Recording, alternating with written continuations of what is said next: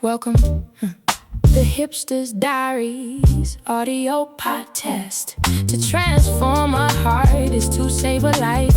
Let me introduce you to your soul. Come reason with me. Peace and blessings. Welcome back to HIPSTERS Diaries. You're here with Poetic Mi. If this is your first time joining me, welcome. And if you've been here since the beginning, welcome back. We're currently on chapter 3 of an 8-part journey called the Becoming series. 8 Sundays, 8 conversations, 8 opportunities to understand ourselves a little deeper. In chapter 1, we explored identity and self-discovery. In chapter 2, we explored love, attachment, and the emotional imprints of our first relationships. We explored who we are, we explored how we learned to love. But tonight, we explore something different. Tonight, we explore who we became in order to survive. Because I think many of us spend years believing that our personality is simply who we are. In reality, some things we call personality were actually survival. So tonight, let's reason. I want to ask you a question.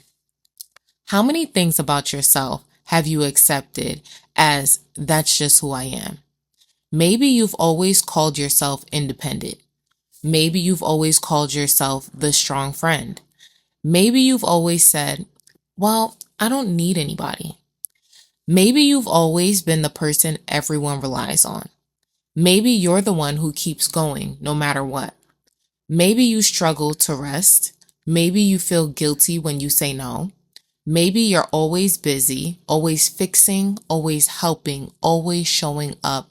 And maybe you've convinced yourself that that's just your personality. But what if some of those things aren't personality? What if they're survival? When I was younger, I thought trauma meant extreme abuse. I thought trauma had to be obvious. I thought trauma had to be dramatic. Trauma was subtle. My parents loved me. I always tell people that because it's the truth. I had food, I had shelter, and I had protection. I wasn't sitting around thinking, oh, I'm traumatized. I was just living life. And it wasn't until my early 20s I began making connections. Not because something new happened, but because I finally had language. Language for anxiety, language for depression, language for PTSD, language for body dysmorphia, language for burnout. And suddenly, things that I thought were personality started making sense.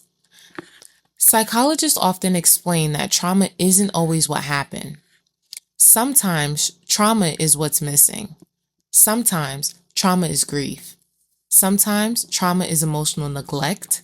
Sometimes trauma is constantly living in survival mode. Sometimes trauma isn't obvious. Sometimes it's subtle.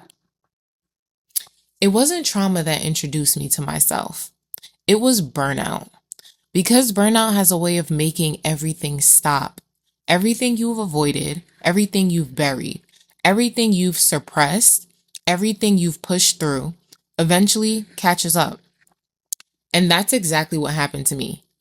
I reached to a point where I was burnt out. And with that burnout came depression, anxiety, PTSD, body dysmorphia, and all of a sudden, I wasn't learning new problems. I was learning the language for the things that I already have been carrying. And honestly, that changed everything. Looking back now, I realize I've met all 4 versions of myself, and I know what you're wondering what that is. Fight, flight, freeze, fawn. Psychologists refer to these as survival responses. They're the ways that our nervous system protects us when it senses danger. Fight says, I need control. Flight says, I need to stay busy. Freeze says, I don't know what to do.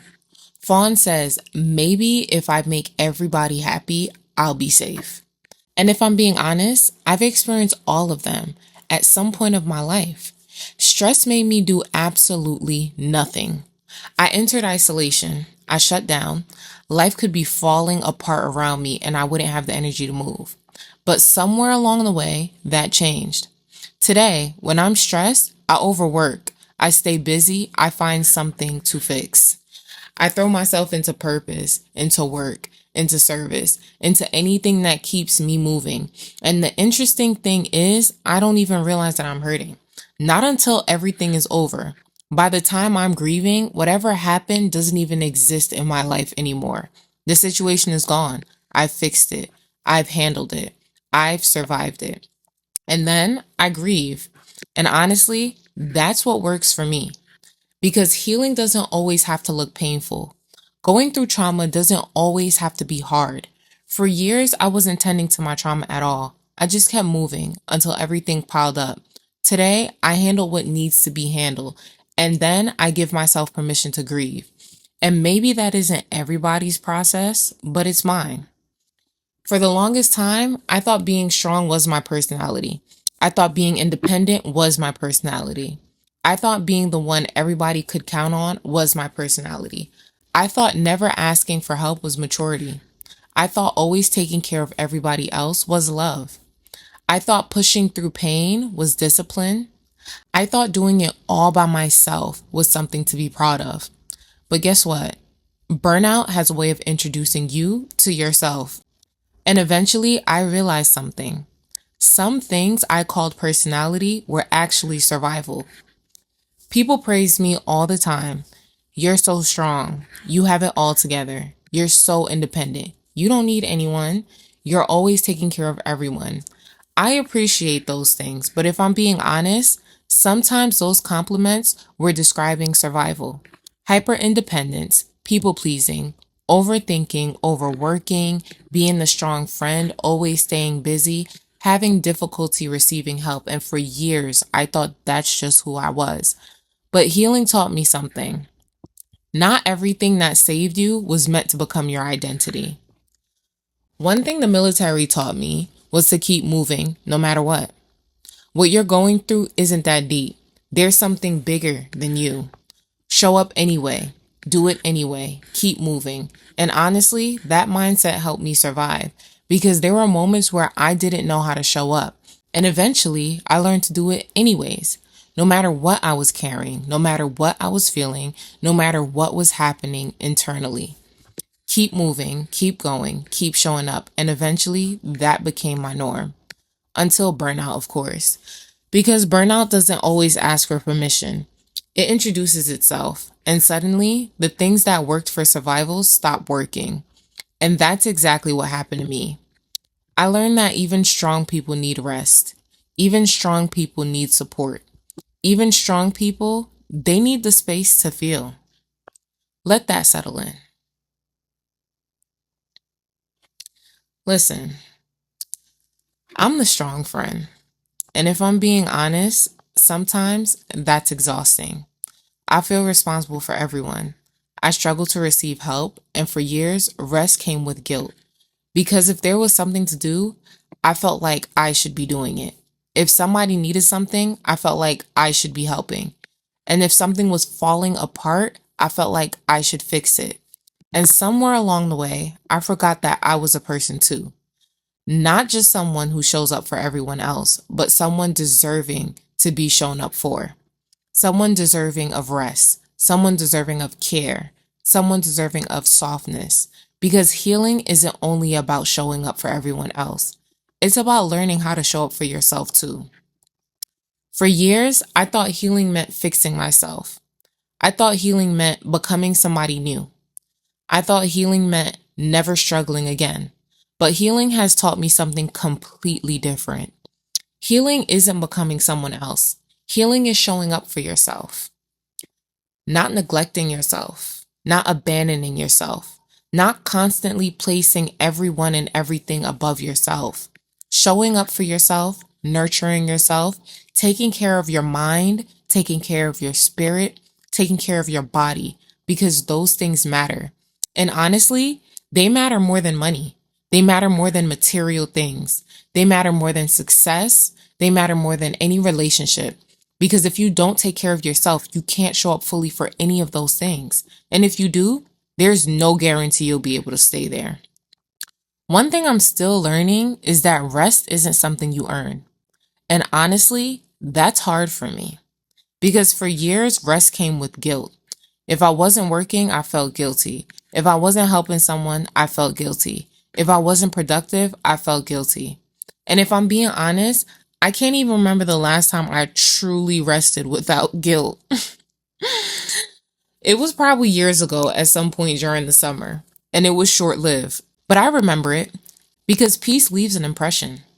And maybe that's why healing has taught me to stop treating rest like a reward, because rest is not laziness. Rest is maintenance. Rest is stewardship. Rest is necessary, and maybe God never intended us to live in survival forever. I think survival saved me, and I honor that. I honor the version of me that kept going. I honor the versions of me that survived. I honor the version of me that showed up anyway. I honor the version of me that carried everyone. I honor the version of me that didn't know how to ask for help, because she did the best that she could with what she knew. But I also realized something. Survival was never meant to become home. It was meant to get me through, not to define me. And I don't believe that God created us simply to survive. I believe He created us to live, to experience joy, peace, rest, love, and wholeness.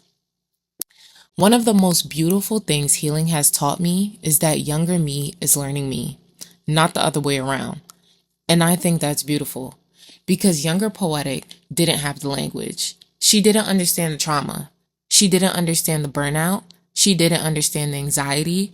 She didn't understand the body dysmorphia. She didn't understand the PTSD. She didn't understand the survival mode. She was just surviving. But now she's learning. She's learning that it's okay to tend to your wounds. She's learning that healing doesn't always have to hurt.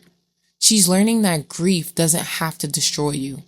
She's learning that asking for help isn't weakness. She's learning that she deserves to care too. And honestly, I think she'd be proud. To the younger me, you don't have to do everything by yourself. You don't have to carry everybody. You don't have to earn rest. You don't have to prove your worth. You don't have to survive forever. You're allowed to slow down. You're allowed to feel. You're allowed to receive. You're allowed to ask for help. You're allowed to be cared for. You're allowed to choose yourself. There was never anything wrong with you. You were surviving, and you did the best that you could. But survival is no longer your home. And the beautiful thing is, the younger you is learning the present you, and she's proud of who you've become. Maybe some of the things we criticize about ourselves were once the very things that saved us. Maybe hyper-independence saved us. Maybe staying busy saved us. Maybe being strong saved us. Maybe overachieving saved us. Maybe some people-pleasing saved us. And maybe healing isn't about becoming someone new. Maybe healing is remembering who we are before survival convinced us otherwise. Ja Rastafari family, thank you for reasoning with me. Thank you for growing with me. Thank you for choosing awareness over autopilot. This is Hipsters Diaries, where truth finds a soft place to land. Ja guide, Ja bless, Ja Rastafari. Thank you for reasoning with me. Remember, to transform a heart is to save a life. Until next time, continue the journey inward. Love, peace, unity, and blessings. Ja Rastafari.